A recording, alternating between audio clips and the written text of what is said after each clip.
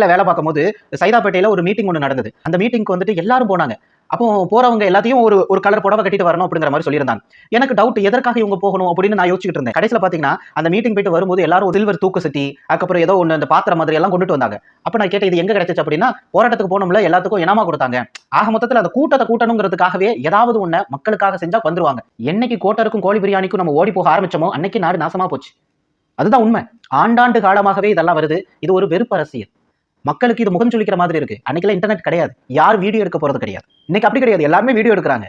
யாரெல்லாமோ வந்துட்டு மைக்க நீட்டுறாங்க. சோ நீங்க செய்யற தவறு மிகப்பெரிய தவறா அமைஞ்சிடும். ஒரு சின்ன ஒருத்தரை ஒண்ணுமில்லங்க, ஒரு 10 பேர் வந்திருக்காங்க. அந்த 10 பேர்ல இந்த 3 பேர் வந்துட்டு கூட வந்திருக்காங்க அப்படின்னா அந்த 10 பேர்ல 7 பேருக்கு உண்மையான பெரியாரின் மீது பாசம் இருக்கும். இந்த 3 பேருக்கு இல்லாத பட்சத்துல, என்ன விஷயம்னே தெரியாத பட்சத்துல, அவரையும் நீங்க கூட்டிட்டு வந்திருக்கீங்க பட்சத்துல, அந்த 3 பேரை சூஸ் பண்ணி அவன் போய் மைக்க நீட்டுறான். இல்லன்னா 10 பேரையும் வீடியோ எடுத்து அவனுக்கு தேவையான இந்த 3 பேரை மட்டுமே அவன் போஸ்ட் போடுறான் அப்படின்னா அந்த 3 பேர் சொல்ற கருத்தால ஒட்டுமொத்த போராட்டத்திற்குமே அதற்கு வந்தவருக்குமே அசிங்கம். இதெல்லாம் புரிஞ்சுக்கிட்டு செயல்படுங்க. எதற்காக நான் இந்த போஸ்ட போடுறேன் அப்படின்னா, இந்த மாதிரி அரசியலை தொடர்ந்து செய்ய வேண்டாம். வெக்கமா இருக்கு. ஏன்னா பெரியாரின் வழியில அப்படின்னு சொல்லிட்டு இந்த மாதிரி செயலை செய்யும் போது அப்ப பெரியார் இந்த மாதிரி போர்ஜரி பண்ணவர் தானா அப்படின்னு மக்கள் கேட்க ஆரம்பிச்சிருவாங்க.